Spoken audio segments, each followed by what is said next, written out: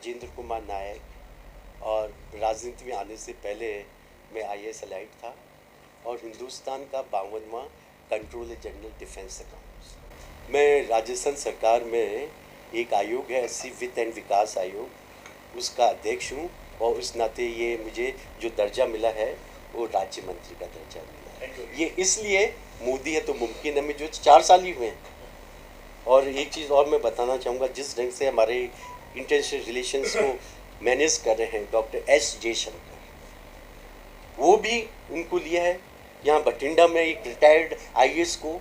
तो जो काबिल हैं चाहे किसी फील्ड के हैं, और यहाँ पर एक महान गायक हमारे हंसराज हंस, उनको पार्टी ने दिया है। तो जो काबिल हैं, जो अच्छे लोग हैं, मेरी पार्टी आज उन्हीं को आगे लेके आ रही है। इसलिए मैं तो अपने आप को बहुत ही भाग्यशाली समझता हूँ कि मैं मोदी जी के परिवार का हिस्सा। और चुनाव का माहौल है, प्रजातंत्र का सबसे बड़ा उत्सव है और उसी के तहत मैंने आप लोगों को आमंत्रित किया है, क्योंकि प्रजातंत्र तभी सफल होता है जब हमारे नागरिक कॉन्शियस होते हैं, जागरूक होते हैं, और ये जागरूकता हम सबकी जिम्मेदारी है। और स्पेशली जो हमारे मीडिया है उनकी बहुत बड़ी जिम्मेदारी है। तो आपके माध्यम से क्यों आप हर एक चीज़ को बारीकी से देख रहे हैं, जो पार्टियां यहाँ पर हैं, जो उम्मीदवार हैं, उन आपकी नज़रें में सब देख रहे हैं, आपका कैमरा उनको देख रहा है, आपका जो प्रिंट मीडिया देख रहा है। तो हिंदुस्तान, पूरा विश्व की नज़र आज हिंदुस्तान के चुनाव पर है। और जिस ढंग से मैं अगर आपको करीबन 10 साल पहले ले चलूँ, हिंदुस्तान की जो हालत थी, भ्रष्टाचार, जो भ्रष्टाचार करेगा वो कोई देश विकास कर सकता है? उसके कारण जाने कितने लोगों को परेशानी हो रही थी, हर वर्ग को परेशानी हो रही थी। लेकिन मोदी जी ने, भारतीय जनता पार्टी की जब सरकार बनी तो सभी वर्गों को, क्योंकि जब सभी का साथ होगा, सभी का विकास होगा, तभी तो ये देश आगे बढ़ेगा। तो उसके लिए मोदी जी ने हर वर्ग को, और अब तो जब खुल कर के हम कह रहे हैं कि हिंदुस्तान में सिर्फ कोई धर्म के आधार पर जातियाँ नहीं हैं, जिसको हम मानते हैं, जिसको असली रूप में अगर कहें सेकुलर, तो हमारी जाति है महिलाएं, जो सभी वर्गों, सभी समाज से आती है। हमारी जाति है युवा, हमारी जाति है किसान। तो इस ढंग से क्योंकि पूरा देश को चलाना है, तो उसके लिए मोदी जी ने हर वर्ग के लिए प्रयास किया है। स्पेशली महिलाएं आप देखिए, जिस ढंग से शौचालय नहीं था, उनकी मनोदशा आप समझिए कि कब सूरज डूबेगा, कब वो जब, क्योंकि पिंड अधिकतर, हम हिंदुस्तान पिंड में रहते हैं, हम गांव में रहते हैं, शहरों की इतनी संख्या नहीं है। असली हिंदुस्तान जो जीता है वो गांव में, तो पिंड में वो सूर्य अस्त का इंतजार करती है, और तब जाकर के कितनी मुश्किल हालत में, तो उन महिलाओं का शौचालय के लिए। और उज्ज्वला, वो जिस ढंग से हमारी रसोइयों में धुआं हुआ करता था, जिस ढंग से महिलाएं काम करती थी, क्योंकि ये है कि कोई भी सफल पुरुष के पीछे एक महिला का हाथ होता है, और खुद महिला ही परेशान रहेगी तो किस ढंग से पुरुष का साथ दे पाएगी। तो उज्ज्वला योजना के तहत गैस बांटी जा रही है, तो महिलाओं के लिए और किसानों के लिए भी। आप देखिए, जब वो कांग्रेस सरकार थी इनकी, खुद जब वो राजीव गांधी प्रधानमंत्री थे, कि सरकार का 1 रुपया जो निकलता था वेलफेयर के लिए, वो 17 पैसे पहुंच सकता था। तो डायरेक्ट फंड ट्रांसफ़र, कोई बिचौलिया नहीं है, सीधा सम्मान निधि के तहत पहुंच रहा है गरीब किसानों को।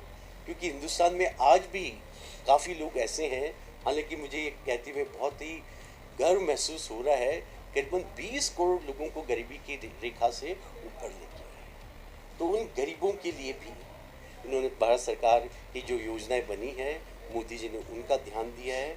उसके अलावा, क्योंकि हाँ, अगर मैं पंजाब की बात करूँ, ये तो बहुत ही महान संस्कृति, देशभक्ति, वीरों का राज्य रहा है।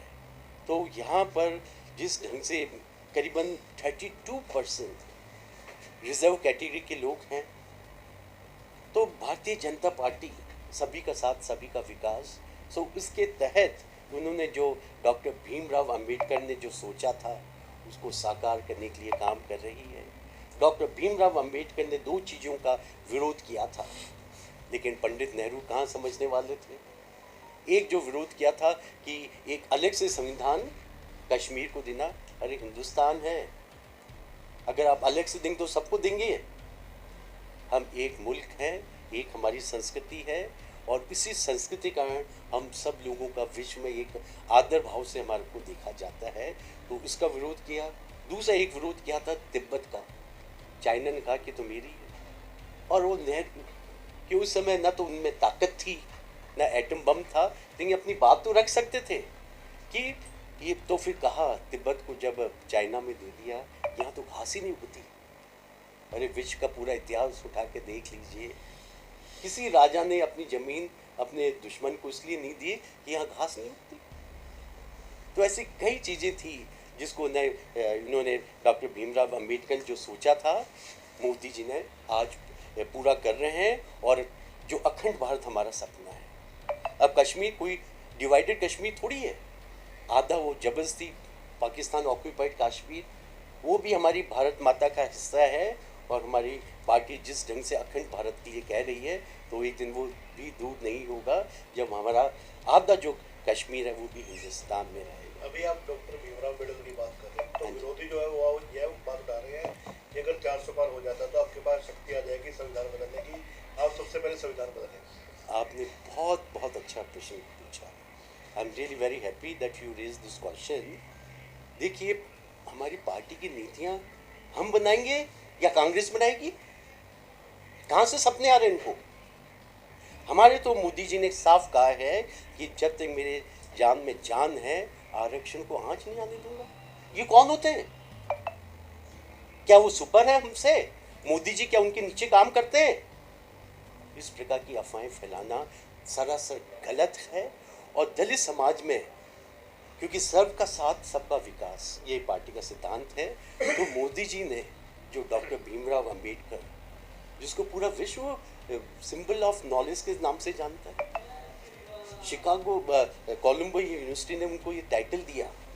कई लोग थे कि भाई हमारे यहाँ से कौन बड़े ज़्यादा विद्वान थे जो इसे यहाँ पर इस यूनिवर्सिटी में पढ़े।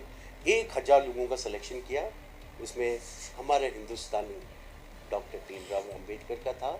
फिर और शॉर्टलिस्ट किया 100 लोग, 100 में भी वो थे। फिर आखिरी में 10 लोग किए, उसमें भी डॉक्टर भीमराव अंबेडकर थे। फिर आखिरी में सर्वसम्मति से कहा कि हमारा जो सबसे बेस्ट स्टूडेंट है वो डॉक्टर भीमराव अंबेडकर। तो उनसे जीवन से संबंधित जो भी है, जहाँ इनका जन्म हुआ, जहाँ उनकी कर्म भूमि है, जहाँ उनकी अंतिम संस्कार किया गया, तो इनको पंच तीर्थ के नाम से आज हिंदुस्तान की जो विश्व में जो साख है, मोदी जी तो है, जो पूरा विश्व इनका दीवाना हो रहा है, लेकिन एक जिसके कारण हम लोगों की साख है वो है प्रजातंत्र। जिस ढंग से इन्होंने कॉन्स्टिट्यूशन लिखा है उस लेवल का तो अनपैरेलल। तो जब संविधान लिखा गया, हमारा प्रजातंत्र से हम लोग जब विदेश में जाते हैं तो हमारी इज्जत बढ़ती है कि ये प्रजातांत्रिक देश से हैं, ये डिक्टेटर देश से नहीं आए हैं। तो उस प्रजातंत्र में जो कॉन्स्टिट्यूशन लिखा गया, तो यही मोदी जी हैं, ये भारतीय जनता पार्टी है। तो उन्होंने कहा कि जिस दिन हमारा संविधान बन के तैयार हुआ उसको संविधान दिवस घोषित किया है। और उधर से दूसरे कांग्रेस जी कहती है, क्या वो हमें ऑर्डर देती है कि आरक्षण खत्म कर देंगे? इसमें कोई सच्चाई नहीं है। और ये तो न झूठे वादे, झूठे अफवाहें फैलाने वाली पार्टी है? पब्लिक को सबको पता है कि क्या इनकी सच्चाई है। सर, किसानों को क्यों संतुष्ट नहीं करा सके? आपका विरोध जारी है, उसका क्या कारण है? मीटिंग भी हुई है, आपके मंत्री की मीटिंग हुई है, कारण क्या है, क्यों संतुष्ट करा सके? देखो, कई समस्याएं होती हैं, और ये तो हिंदुस्तान की खूबी है कि किसी को भी अपनी बात रखने का हक सभी को है। किसानों को भी है, मजदूरों को भी है, स्टूडेंट्स को भी है, और डॉक्टर्स, वकील, सबको है। तो कुछ चीज़ें जब बनाई गई थी, ये किसान के जो बिल बनाए गए थे उसमें कुछ चर्चा हुई, लेकिन जब देखा क्योंकि कई चीज़ें ऐसी होती है जो हमें भावनाओं को भी देखना पड़ता है, न केवल बिकॉज हमेशा आदमी दिमाग से काम नहीं करता, दिल से काम करता है, भावनाओं से काम करता है, भावनाओं में बह जाता है। जब मोदी जी को पता कि किसानों की इस प्रकार से भावनाएं हर्ट हो रही है, तो मोदी जी ने आकर के माफ़ी मांगी। मोदी जी को आप देखिए, किसी काम के लिए कभी माफ़ी नहीं मांगी। सिर्फ 2 बार, जहाँ तक मुझे याद है, माउंट आबू में गए थे, 10 बजे के बाद में प्रचार नहीं हो सकता था, तो वहाँ पर सबके सामने माउंट आबू में माफ़ी मांगी कि मैं लेट हो गया, अगली बार मैं आऊँगा, और अब किसानों से माफ़ी मांगी। कल दिल्ली के मुख्यमंत्री बठिंडा में प्रेस कॉन्फ्रेंस करते हैं और कहते हैं कि अमित शाह लुधियाना में आए और उन्होंने कहा है कि 4 तारीख के बाद पंजाब में सरकार जो है गिरा दी जाएगी। इस वो उसको धमकी बताने की धमकी दी गई है। देखिए, कई बार शब्दों को तोड़ मोड़ के पेश किया जाता है। दोनों मुख्यमंत्री प्रेस कॉन्फ्रेंस कर रहे हैं इस मसले में। मैं इसी पर आ रहा हूँ। आप बहुत अच्छे प्रश्न पूछ रहे हैं, आई रियली अप्रिशिएट यू। तो ये देखिए कि आज अगर विश्व का सबसे लोकप्रिय नेता है, कौन है? मोदी जी। तो ये तो एक लहर चल रही है मोदी जी की। कुछ तो दिखती है और कुछ जैसे नदियाँ बहती है, उसका करंट नीचे ज़्यादा होता है, भाव नीचे ज़्यादा होता है, ऊपर से शांत। तो इसलिए ये तो ना पूरा माहौल हो रहा है। और एक दिन आप देखिएगा, ये तो बहुत भाग्यशाली है। पर्टिकुलरली मुझे बहुत गर्व है कि मैं भारतीय जनता पार्टी का एक कार्यकर्ता हूँ, जिसने मुझे अभी मंत्री पद दिया है राजस्थान में। तो ये मोदी जी ने जिस ढंग से काम कर रहे हैं, जिस ढंग से, आपको मैं थोड़ा सा और पीछे कुछ 2-3 साल पहले ले चलता हूँ। पूरे विश्व के इतिहास में एक बहुत भयंकर जो पीरियड रहा है कि आदमी आदमी से डरता था, कोरोना। उस पीरियड में विश्व में कहा गया कि हिंदुस्तान की आधी जनसंख्या खत्म हो जाए, लेकिन उनको विश्व को पता नहीं था ये जो नेतृत्व है, हिंदुस्तान का नेतृत्व है, वो उस महान पुरुष, युग पुरुष, सिद्ध पुरुष मोदी जी के पास में था। उन्होंने साइंटिस्ट के साथ में बैठ करके उनका मनोबल बढ़ा करके और वैक्सीन इजाद करी। तो वैक्सीन लगा करके हमें मेंटली भी फ्री किया। जैसे हमारे को जो टीका लग गया, हम बड़े हाँ भाई चलो कोरोना से हम बच गए। तो हमें मेंटल पीस दी, हमें ज़िंदगी दी।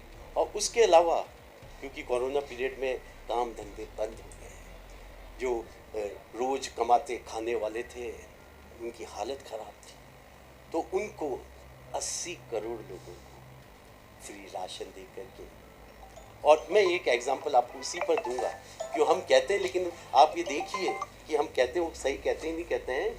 उस पीरियड में आर्थिक विकास अगर आप देखें, हिंदुस्तान का, पूरा विश्व का विकास, आर्थिक विकास नीचे जा रहा था। और इसी पीरियड में जिन लोगों ने हमें गुलाम बनाया था, गुलामी को बहुत अच्छी तरह से मेरी पंजाब की वीरा ने देखी है, क्या अत्याचार किए थे अंग्रेजों ने। जलियांवाला बाग कांड में किस ढंग से निहत्थे को मारा था, ये आज भी ताज़ा है।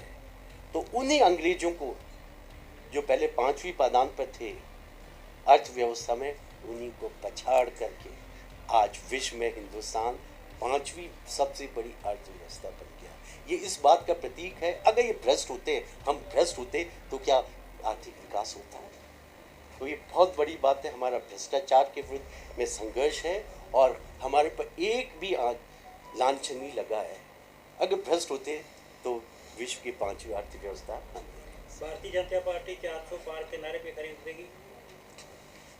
देखो, ये प्रश्न मेरे को हर जगह जा रहा हूँ, सब पूछ रहे हैं, तो उसमें मैं तो कह ही रहा हूँ, पार्टी कह रही है। आप चाइना के देखिए, चाइना तो एक नंबर दे रहा है 430। क्यों? अंडर करंट बहुत है। जो अंडर करंट होती है, कुछ हम लोग होते हैं वोकल होते हैं, कुछ होते हैं साइलेंट होते हैं। तो साइलेंट बाकी लोगों के दिल में है कि जिस ढंग से देश का विकास हो रहा है, और मुझे पूरा विश्वास है पंजाब भी इसी लय में आ रहा है।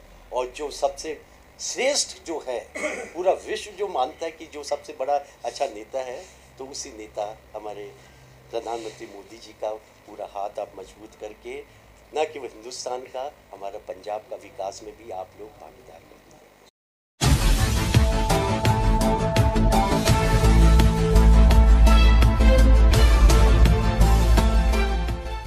इस वीडियो ਨੂੰ ਅੱਗੇ ਸ਼ੇਅਰ ਜ਼ਰੂਰ ਕਰਨਾ ਜੀ। ਕਿਰਪਾ ਕਰਕੇ ਸਾਡੇ ਚੈਨਲ ਨੂੰ ਸਬਸਕ੍ਰਾਈਬ ਜ਼ਰੂਰ ਕਰ ਲਓ ਜੀ। ਹੁਣ ਤੁਸੀਂ ਫਾਸਟ ਨਿਊਜ਼ ਪੰਜਾਬ ਦੀ ਐਪ ਪਲੇ ਸਟੋਰ ਤੋਂ ਇੰਸਟਾਲ ਕਰਕੇ ਨਵੀਆਂ ਅਤੇ ਤਾਜ਼ਾ ਖਬਰਾਂ ਪੜ੍ਹ ਅਤੇ ਦੇਖ ਸਕਦੇ ਹੋ। ਧੰਨਵਾਦ।